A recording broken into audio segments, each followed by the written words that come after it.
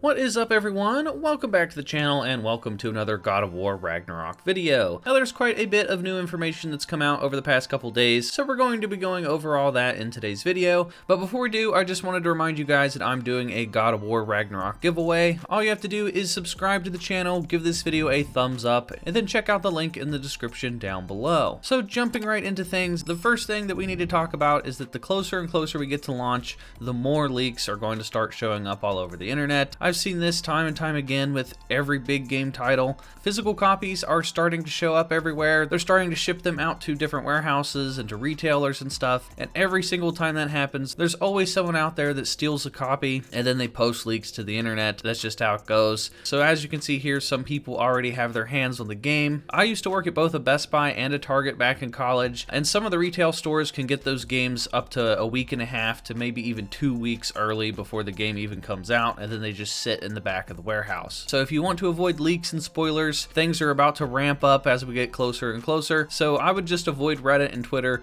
pretty much at all costs. So the next bit of information has me super excited. There was a video posted by IGN where they did a Q&A session, and they briefly talk about how many hours they put into the game. With the first game being such a masterpiece in terms of both visuals and gameplay, does Ragnarok feel more like an expansion or a real sequel with evolution? There is definitely some elements, I will say. I'm like 70 hours in right now. I didn't even know you could do that. 70 hours in? Okay. Yeah. I'm doing a completionist run for those who are asking or wondering why I'm haven't finished it yet. And here you can see she says she put about 70 hours in the game so far, and she's trying to do a complete 100% of the game, and that's great news. If it's taken her over 70 hours so far and she's still not beaten everything, you know, that's a good sign. You have to keep in mind that all these reviewers and stuff that get this game early, their only job is to literally just play and beat these games so that they can get everything done in time for a review. So if it's taken her over 70 hours and she's playing to completion, it's probably going to take the average gamer even longer because, you know, realistically, the average person only has a couple hours to play a day. And then as you can see here, somebody posted on Reddit talking about a Chinese media editor, and they have already achieved the platinum trophy for, you know, beating everything in the game. And it took him about 6 days of playing non-stop to beat it. So if I had to guess, this game's probably going to be as long, if not longer, than God of War 2018, and it's probably comparable to something to like Elden Ring. So that's really good news. So next up, I want to talk about the Q&A session that happened yesterday with the developers. There was quite a bit of information that came out of that Q&A. If you guys want to watch the entire Q&A session for yourselves, I have it uploaded on my channel. But one of the important things that they brought up in the video is that they're adding a transmog system to the game. I know one of the requests that we had from 2018 version was the ability to maybe have the stats you want, but also, you know, give Kratos the runway look as well that you want. So this is a question from Spirit Wolf and a lot of other people, which is, will there be an armor transmog system? Question. The short answer is yes. There is a way to do this. I know, surprise, surprise. It's very exciting. Very exciting for all of us. Okay. Yeah, we're probably. If you want to say anything else about that. Should we say anything else? I don't know. Don't say anything else. Let's not say anything else. But Okay, yes, fine. it is in the game.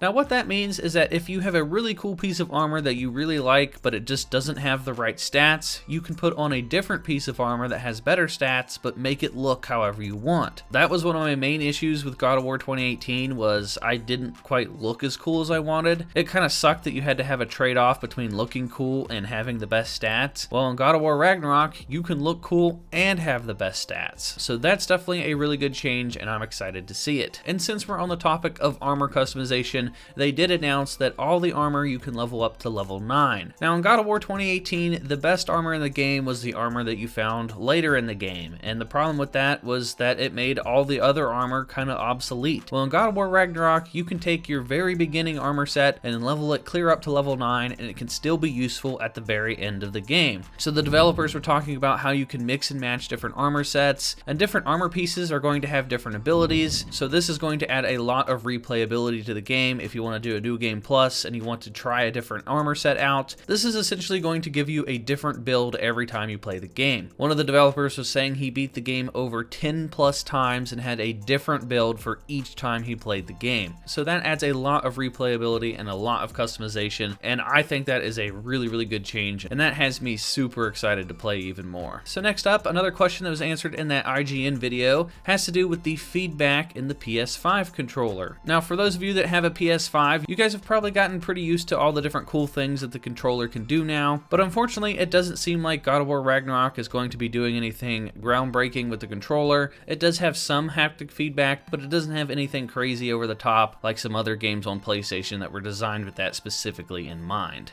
But to me, that isn't really that big of a deal because it normally eats up a lot of the controller battery anyway. It's nothing that blew us away, but it does some nice kind of gimmicky stuff with the haptics. It's all pretty rock solid. None of it so far from me, and I'm probably like 10 or 12 hours in, feels like on the level of something like Astrobot or Returnal, or you know, or like Ratchet. Yeah, like Returnal had like different guns had different vibration feels. There was different force pushback on the triggers and stuff like that. There's a little bit of that stuff here, but like it doesn't feel like it's you know, you can feel rain or snow. It's cosmetic haptics. So up next, let's talk about the game's difficulty. Now, in the developer Q&A, they were talking about how they changed all the difficulties in God of War Ragnarok in comparison to God of War 2018, and the difficulty levels are give me a story, give me grace, give me balance, give me no mercy, and give me God of War. So they changed up the names of the difficulty levels, and one of the bigger changes that they're making to God of War Ragnarok has to do with the final difficulty level.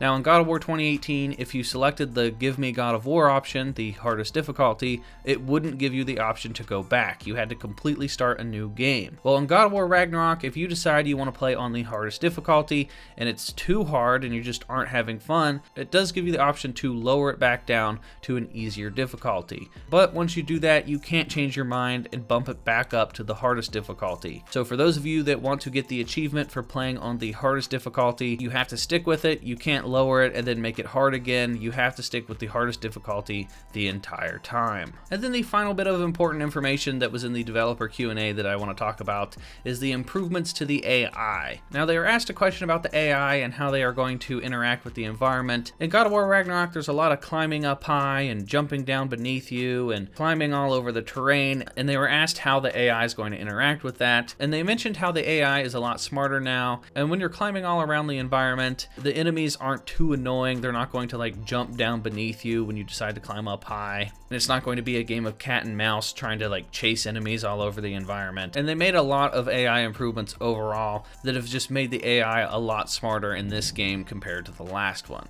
But that is going to do it for everything in this video. I hope you guys enjoyed it. If you did, please give this video a thumbs up and hit the subscribe button. It helps me out a ton. Consider joining the channel's Discord and following me on Twitch at Swanee Plays Games Live. And that is going to do it for me, everyone, and I will talk to you all in the next video.